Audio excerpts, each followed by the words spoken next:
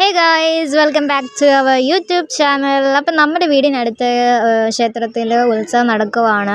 So നമ്മൾ രാവിലെ തന്നെ ക്ഷേത്രത്തിൽ പോയിട്ടുണ്ടായിരുന്നു. അവിടെ നിന്ന് അന്നദാനമൊക്കെ കഴിച്ചതിന് ശേഷം വൈകുന്നേരം നമ്മൾ താലം എടുക്കുന്നുണ്ടായിരുന്നു.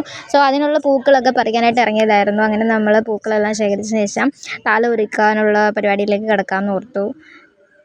അങ്ങനെ പൂക്കളൊക്കെ പറിച്ച് വെച്ചതിന് ശേഷം നമ്മൾ പോയി കുളിച്ച് പാവാടയും ബ്ലൗസൊക്കെ ഇട്ട് വന്നിട്ടുണ്ട്.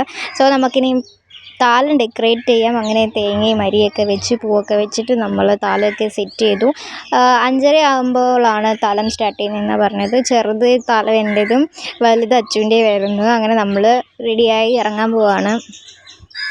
നമ്മുടെ താലമെല്ലാം ഒരുക്കി കഴിഞ്ഞപ്പോഴത്തേക്കും നമ്മളോർത്തോ താലം എടുത്തിട്ട് 2-3 ഷോട്ട് എടുക്കാമെന്ന്. അങ്ങനെ ഞാൻ താലത്തിനുള്ള പൂക്കളെല്ലാം വെച്ചുകൊണ്ടിരിക്കുകയാണ്. ഇതാണ് ഞങ്ങളുടെ 2 പേരുടെ ലുക്ക് കേട്ടോ. നമ്മുടെ അമ്പലത്തിൽ ഉത്സവം ആയതുകൊണ്ട് തന്നെ 2 പേർക്കും ഒരേ കളറുള്ള ഡ്രസ്സ് തന്നെ ഇടാമെന്ന് വിചാരിച്ചേ.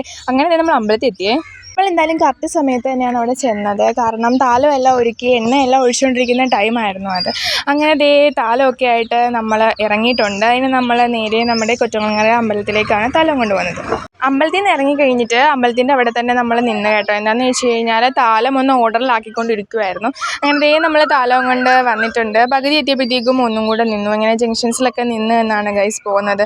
അല്ലെങ്കിൽ എന്ത് ഭംഗിയാലേ വൈകുന്നേരം സമയമാകുമ്പോഴത്തേക്കും ഇങ്ങനെ താലമൊക്കെ പിടിച്ചുകൊണ്ട് പോകാനായിട്ട്. അങ്ങനെ അവിടെ നിൽക്കുകയാണ് ഗൈസ്. ഇനിയിപ്പോൾ താലം വീണ്ടും നടന്നിട്ടുണ്ട്. ഇനി നമ്മൾ കുറച്ചുകൂടെ കഴിയുമ്പോഴത്തേക്കും വീണ്ടും നിൽക്കും, വീണ്ടും നടക്കും. അങ്ങനെ ആട്ടോ നമ്മൾ അമ്പലത്തിലേക്ക് പോകാൻ പോണത്. അങ്ങനെ താലമൊക്കെ കൊടുത്തു കഴിഞ്ഞപ്പോഴത്തേക്കും അവിടെ പിള്ളേരുടെ കൈകൊട്ടിക്കളി ഉണ്ടായിരുന്നു കേട്ടോ. പിന്നെ ഞങ്ങൾ കൈകൊട്ടിക്കളിയൊക്കെ കണ്ട് കുറേ നേരം അവിടെ നിന്ന് കഴിഞ്ഞപ്പോൾ ഓർത്തു ചായ കുടിക്കാമെന്ന്. അവിടെ പുറത്തെ ചായയും റസ്ക്കും ഉണ്ടായിരുന്നു ഗായ്സ്. പിന്നെ ഞങ്ങൾ 2 പേരും ചായയും റസ്ക്കും ഒക്കെ കഴിച്ചു. അപ്പോൾ ഗായ്സ് നമ്മുടെ ഒരു താലം വീഡിയോ ആയിരുന്നു. വളരെ കുറച്ചേ ഉള്ളൂ ഈ വീഡിയോ.